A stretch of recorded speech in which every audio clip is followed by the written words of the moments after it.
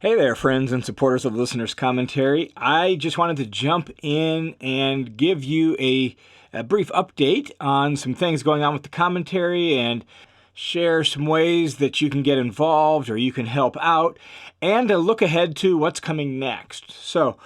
Last week we finished up 2 Corinthians on the commentary, which means we have 18 New Testament books done, 2/3 of the way through the New Testament.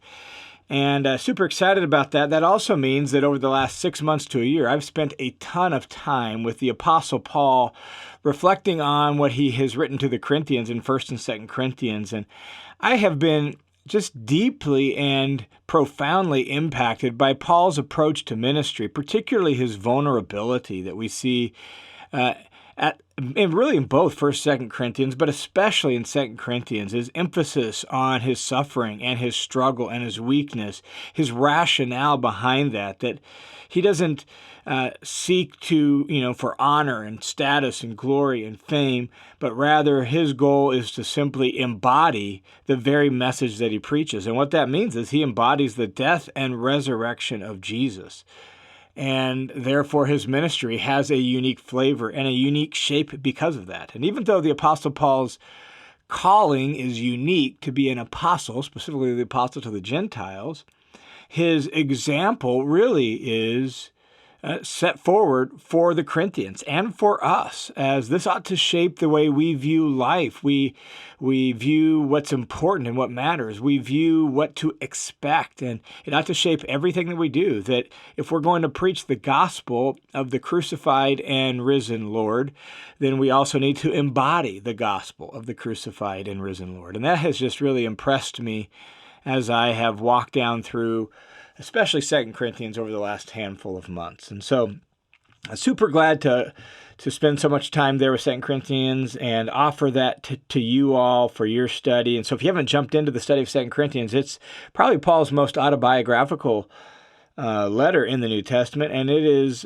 a bit challenging. It's sometimes hard to follow and understand because it's so personal.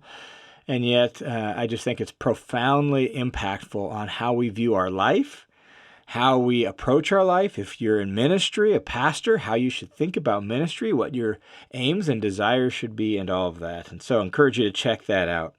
Also, another bit of an update is I was deeply encouraged by this 2 different conversations I had within the span of a couple weeks of each other earlier this spring. One, at a conference, I met Dr. Joey Dotson, who is a New Testament professor at Denver Seminary. And we were visiting, and I was introducing myself to him. And he paused. He said, "Hey, wait, what's your name?" And I said, "John Whitaker." He said, "That's why your voice sounded so familiar. I listen to you every morning when I'm doing my morning run or throughout the day, and I'm listening to 1 Corinthians. I'm teaching 1 Corinthians here at the seminary, and I've never taught it before, and I'm using your listener's commentary to help me prepare my lectures and my studies for my students at Denver Seminary, and I've recommended it to all of them." And so that's on one hand, and that was super encouraging to me because I'm not creating this commentary for scholars, right? I don't include all the scholarly material in there. But the fact that here is a card-carrying New Testament scholar teaching the New Testament at a prominent seminary to seminary students, finding enough exegetical weight to what I'm offering on the commentary that he could use it in his prep for courses and recommend it to his students. That was encouraging. And then a couple weeks later, I was at the alumni dinner at Boise Bible College, where I taught for a number of years, and I was talking to a former student who is serving in ministry in Zimbabwe and working there with women in rural Zimbabwe who English is their 2nd, 3rd, or 4th language, who have no more than a 5th grade education, and they're listening to the listener's commentary to study the Bible together. And I'm just thinking, man, what an incredible range from a seminary classroom to rural Zimbabwe, and God is using the commentary to bear great fruit for his name's sake. And so that was deeply encouraging to me. I wanted to share that with you because particularly for those of you who pray for the commentary or who give to the commentary, that speaks of the impact of your generosity, your partnership with this ministry. So thanks a ton for all of that. And another thing I wanted to share on this update is just maybe some ideas for use, particularly for your church. Like, how could the listener's commentary benefit your ministry, your church, your small group ministry? Maybe you're a small group leader in a church. Maybe you're over a whole small group ministry. Maybe you're a lead pastor at a church. I think the listener's commentary can be super beneficial to your church ministry, to equipping people and training people. My daughter and her husband recently visited a new small group that they were looking at getting involved in, and they're still planning, I think, on connecting with these people. It's a great group of people, but the leader doesn't have a whole lot of biblical understanding. That's fine. That happens sometimes, and that's why there's resources out there to help people. And they're studying through the book of Romans. And as they were going through the book of Romans, my daughter reported back to me afterwards. She's like, no one seemed to really know kind of where things were going and what they were talking about. And it was a little bit of kind of group grope, which is not the best way to lead a study through a book of the Bible, even if it's a relational small group like that. And so something like a listener's commentary, and there are other resources out there, but something like this listener's commentary is a great resource that you could use to recommend to your small group leaders as, hey, as you're preparing to study through Ephesians or Romans or Philippians or Hebrews or whatever it is, here's a resource that could be useful to you as you think through what to share and what to discuss in your group, just to help you get a better handle and better understanding of the section you might be studying this week with your small group. And so don't be afraid to post that on your church website or put it in your church app or send it out in a church email as a resource to the church.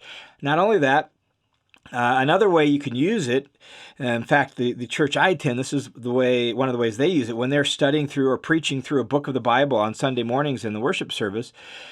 As a preacher, you just can't cover everything you might want to cover in a sermon on a particular passage of Scripture. So one of the things this particular church does that I attend is they'll say, hey, they might note something and say, hey, look, for more on this passage, check out the listener's commentary on the Gospel of Mark or whatever it is, and they'll have a little note in their bulletin with it, maybe even a QR code that'll take people right to that page in the bulletin or the handout.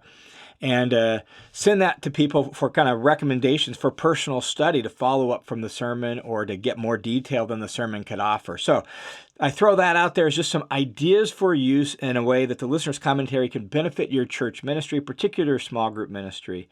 And part of the reason for that is I think that the main way the listener's commentary is currently being used is for personal study, which is phenomenal and fantastic. I'm grateful for that. But I wanted to throw out some suggestions on ways it might also be able to benefit your overall church ministry if you hadn't thought about that. Also, another thing to think about on this update is this, and that is if, as you're listening to the listener's commentary, you found great benefit from it and it has helped you out, would you consider, if your podcast app allows you to do it, rating and reviewing the podcast? It really does help more people to find it. And so if you could give a review, give a rating, it just helps the podcast apps know which ones to recommend to other people, and therefore it helps more people find the podcast. And so if it has been helpful to you, I encourage you to rate and review it on your podcast player. Also, feel free to share it with your friends via text, via social media, and all of that, just to help more people find it. If 1,000 listeners shared it on their social media people and 50 people saw it on their Instagram or Facebook or wherever it is, that would be 50,000 people at least being exposed to the listener's commentary that maybe hadn't heard of it before. And so you have an ability to help more people find it simply by sharing it like that. And on that note, another way I'm trying to help more people access and find the listener's commentary is I'm slowly uploading the audio to YouTube. Granted, YouTube is a video platform. This is audio, and so it's purely audio. But what I've discovered is a lot of people listen, not just watch, but listen to things on YouTube. And YouTube allows me to upload it into playlists, so it's actually easier to organize and find. And so you want to listen to everything on 1 Corinthians. Well, there's a 1 Corinthians playlist, and that's where I've started. So I'm just slowly doing that, 3 or 4 or 5 audios I'm converting over to the right file format and then uploading them to YouTube as another way to help people find it. And so if you would be the kind of person that might prefer to listen on YouTube, swing over to search for the Listener's Commentary. Find it right now. I don't have enough subscribers to have a custom URL. You could help with that, but just swing over, subscribe to it on YouTube, and then just know over the next few months, I'm just going to keep slowly uploading it until I get 3, 4, 5, and eventually I'll get all the books of the New Testament that I have completed up there on YouTube. And so you might want to check that out as well if you're a person that prefers to listen on YouTube. And on that note of helping more people find it, the best way that people have learned about the Listener's Commentary is when other people with a podcast or a YouTube channel or an email list of people that are, engaging with Bible study or that kind of content have recommended. And so if you have a podcast and you do interviews on your podcast, I would be happy to come on, discuss Bible study or discuss some passage of Scripture and use that as a way to share the Listener's Commentary with people. If you got a YouTube channel, if you have an email list where you regularly send out a blog or a newsletter of some sort that's related to biblical studies or spiritual growth or anything like that, great way to recommend it. And so if you think it would be helpful to your audience on your podcast or YouTube channel or your email list, I would be happy to engage with you in some sort of way and do an interview and do some sort of study that you think would be helpful as a way to benefit your audience and also let them know about the Listener's Commentary as well. All right. Enough of the updates. What's coming next on the commentary? Well, we have finished, as I said, 2/3 of the New Testament. We have 9 books left. 3 of those 9 books are the last 3 letters of Paul, what are traditionally called the pastoral epistles, 1 Timothy, 2 Timothy, and Titus. So that's where we're going next. Over the next handful of months, we will jump into 1 Timothy, then after that 2 Timothy, and then after that Titus. And at that point, we will have all of Paul's letters done on the Listener's Commentary. And all that will remain at that point is the Gospel of Matthew, the Gospel of John, the letters of John, and the book of Revelation. Don't really know how long all of those 9 books will take. I'm guessing 1.5 to 2 years we'll have the whole New Testament done. Matthew and John and Revelation are pretty big books, and they're going to take us a little bit. But over the next 3 to 4 months, we should be able to finish up Paul's letter. So up next, beginning in a couple days, we will do an introduction on the pastoral epistles, and then starting next week, we will jump right into 1 Timothy. And I look forward to sharing our study with that. There's lots of good and helpful and challenging and thought-provoking stuff to wrestle with in Paul's first letter to Timothy. So look forward to diving into that with you over the next handful of weeks. All right. God bless you guys. Thanks again for your faithful listening. Thanks again for your support and your prayers. Again, feel free to share the Listener's Commentary, rate and review it. Do whatever you can to help more people find it if you found it of great benefit to you. May God bless you as you walk with Jesus. I look forward to studying the Scriptures more fully with you in the days ahead.